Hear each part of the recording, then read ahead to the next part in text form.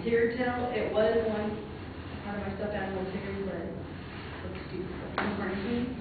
So, remember when you were little and you used to cry and throw tantrums because you couldn't find your toy? And an incident seemed like your life was officially over because you thought your best friend, aka your stupid toy, was gone forever. Seems a little over-dramatic now, doesn't it?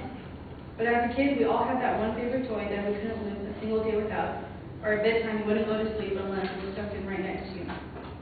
Whether it was your baby blanket, your doll, or your teddy bear, or for me, it was my stuffed animal Tigger. My Tigger is one of the most important things in my childhood and still is today.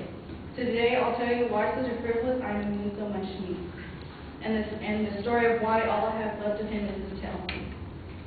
The first reason why my Tigger tail is important to me is because it played a big part in my childhood. It was the one thing that mattered most to me as a kid, and would make me happy when I was sad, and it comforted me when I was scared. You can say it was my safety blanket. I took him everywhere with me, and when my twin sister didn't want to play with me, Tigger would take her place. The other reason why my Tigger means so much to me is because when I grew up, it was still number one no matter how old I was. And my parents got it for me from my favorite place at the time, which was Disneyland.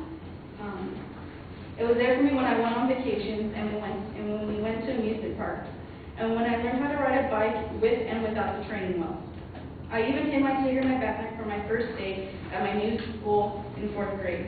Sounds pathetic, but it was like my good luck charm. But the last reason why that my Tigger meant so much to me was the story of how I ended up with only his tail.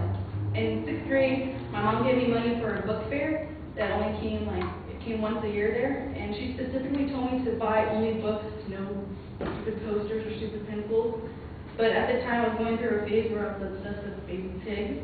So when I walked into the bookstore, I saw a giant Baby Pig poster, and so instead of buying a book, I bought that giant Baby Pig poster. And when I got home, my mom wasn't happy, and so she wanted to teach me a lesson that I really will never forget. So she decided to get a pair of scissors and cut up my Tigger. And after she cut him up, she made me pick him up and throw him away. But when I did pick up the pieces, I managed to save what's left of him, his tail. And I still had it to this day from 6th grade and in college now. But I'll always remember the memories of growing up with it from when I learned how to ride a bike and going to public school and everything like that.